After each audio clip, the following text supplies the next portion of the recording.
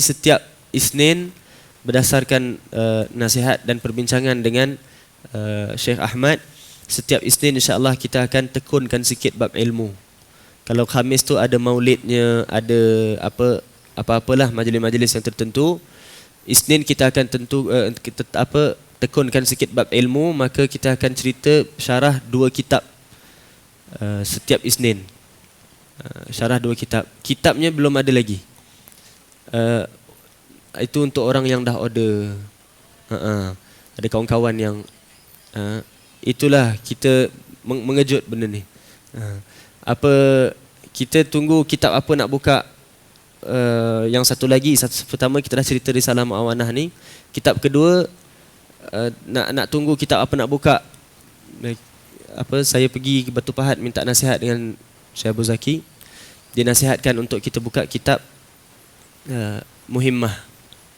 Kitab Muhimmah. Muhimmah ni makruf lah dekat tanah Melayu kita. Dan berdasarkan nasihat dan juga persetujuan daripada guru kita Syekh Ahmad pun, beliau pun berkenan untuk kita baca kitab Muhimmah. Kitab Muhimmah ni kitab berkaitan dengan hadis-hadis Nabi SAW tentang pengurusan rumah tangga. Pengurusan rumah tangga. Menarik sekali kitab ni. Dan bila kita mendengar kitab ni, banyak sangat teguran bagi rumah-rumah tangga kita yang sekarang. Bagi yang muda maupun yang dah berusia. Yang berusia memang dah berjaya, dah selamat. Namun untuk anak-anaknya dan menantunya. Subhanallah, kalau baca kitab ni, kelas first biasa aja tau. Second class, yang suami-suami semua berbondong-bondong bawa isterinya. Dia kata, ni bagus ni bini aku dengar ni. Kitab ini memang disebut dekat kitab ni kitab pada menyatakan hadis-hadis berkaitan dengan pekerjaan isteri pada suami. Memang disebut gitu. Tapi bila kita syarahkan, equal. Isteri pun kena, suami pun kena.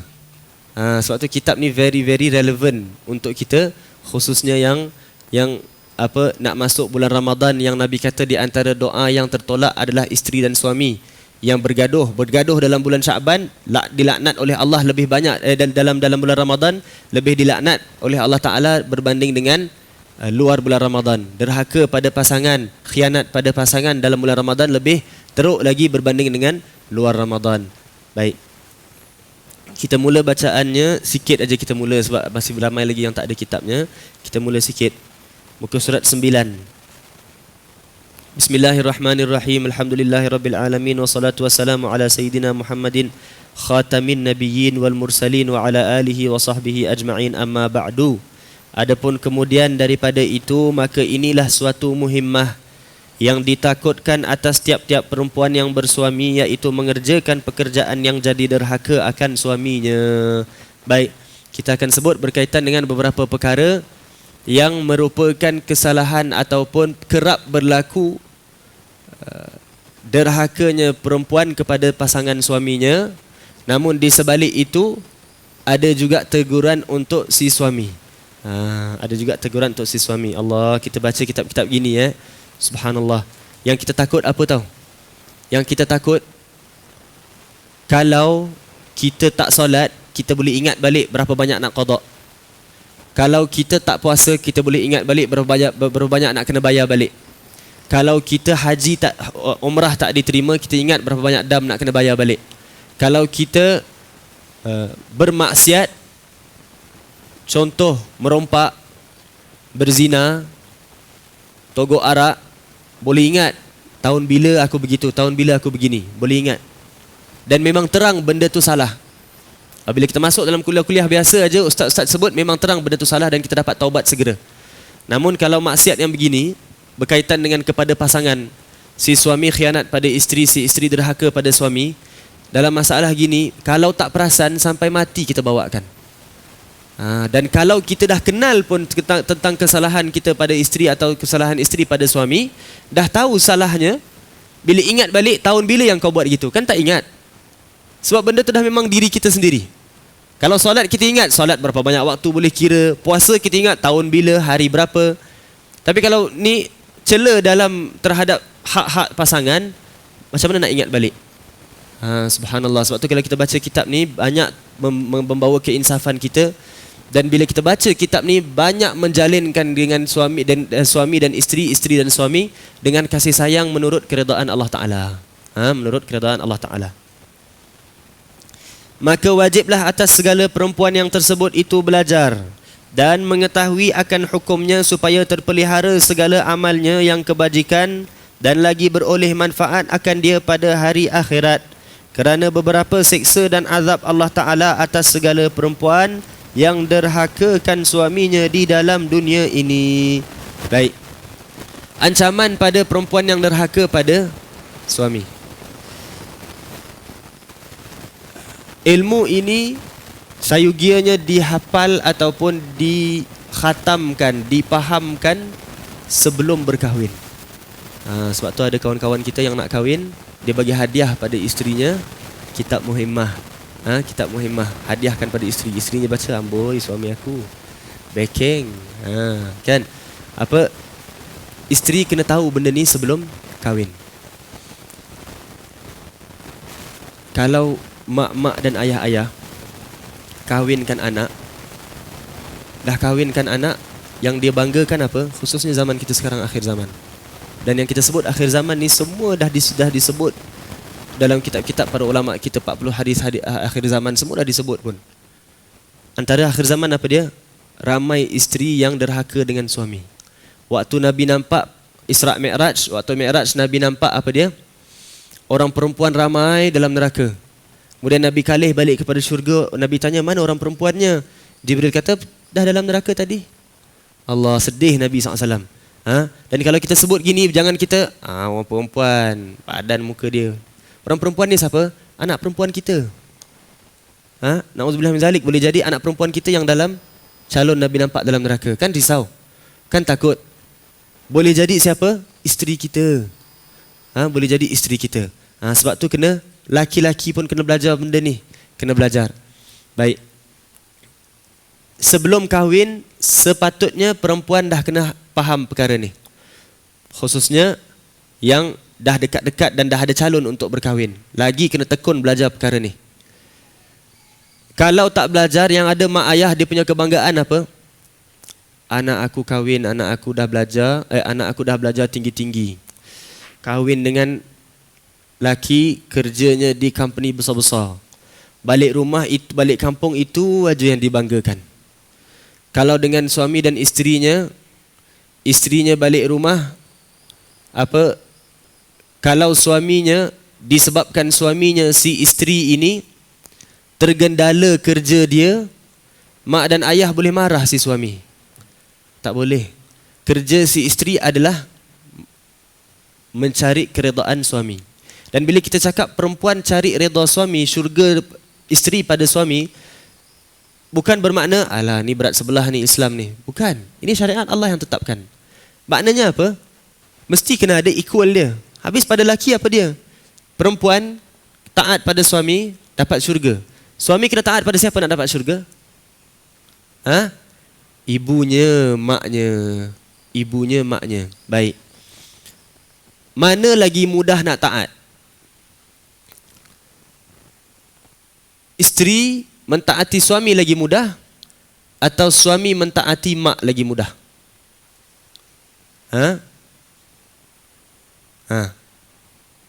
Mentaati mak lagi susah atau mentaati suami lagi susah? Mentaati mak lagi susah. Sebab apa? Mentaati mak bukan maksudnya mentaati zahir lah. Kadang mak dia banyak tak kira pun, si suami pula banyak berkira, memang biasanya gitu. Mentaati tu memang kalau zahir mak lagi susah, mak lagi mudah. Tapi nak mendapat redha mak dan mendapat redha suami, mana lagi mudah? Mendapat redha suami lagi mudah daripada redha mak. Walaupun mak memang lagi sayang kita, tapi dapat redha suami lagi mudah. Sebab apa? Mak dengan kita, kalau kita buat salah dengan mak, kita kena pergi minta maaf pada dia. Kita tinggal serumah dengan dia tak? Kan tak tinggal serumah. Setiap malam kita tidur dengan dia tak? Kan tak? Dengan suami kalau buat salah boleh terus minta maaf tau. Boleh terus minta maaf. Mak tak balik rumah, ni saya bukan cakap bab memaafkan. Bab memaafkan memang mak jauh lagi mudah. Mana boleh orang lagi sayang kita lebih pada mak kita kan? Melainkan Nabi SAW dan guru kita lah. Mak memang top, tak boleh lawan. Tapi nak mendapat redha mak tu lagi susah, lagi banyak kerja untuk laki-laki. Kalau laki-laki tak balik, maknya terasa, dia tahu tak maknya terasa? Tak tahu. Sedar-sedar balik rumah maknya meninggal. Berat tak pada suaminya? Berat. Yang ada tu bawa sampai ke tua masih teringat. Dulu aku ingat mak aku mati, aku sakitkan hati mak aku. Allah, sedihnya aku, kalau boleh aku nak mak aku hidup balik. Kalau aku masuk syurga pertama sekali aku nak cari mak aku lah, minta maaf walau dah dalam syurga sekalipun. Biasa kita dengar orang cakap gitu.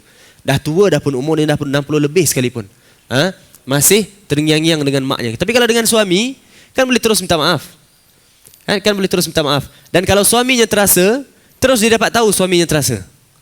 Kalau suaminya tak suka, terus suaminya boleh tegur. Mak tegur kita tak? Mak biasanya kalau dia terasa, dia tak tegur.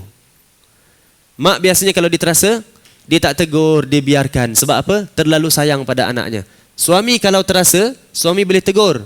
Bukan sebab tak sayang isteri, sebab nak didik isteri. Mak dia dah sampai satu fasa, didik pun tak sampai hati. Sebab apa? Terlalu sayangkan anak. Susah tau nak dapat syurga daripada mak banding dengan suami. Sebab tu ulama sebut apa? Mudah pada isteri. Sebab apa? Allah letak syurga dan redanya Allah pada boyfriend dia. Maknanya apa? Boyfriend dia pun sayang dia, boyfriend dia pun cinta dia, saling bersweet-sweetan, bermanja-manjaan, kan? Sebab apa? Boyfriend dia sendiri. Setiap malam dia boleh jumpa, setiap malam dia buat Milo secawan, kopi secawan, suami dia suka, dah dapat redha.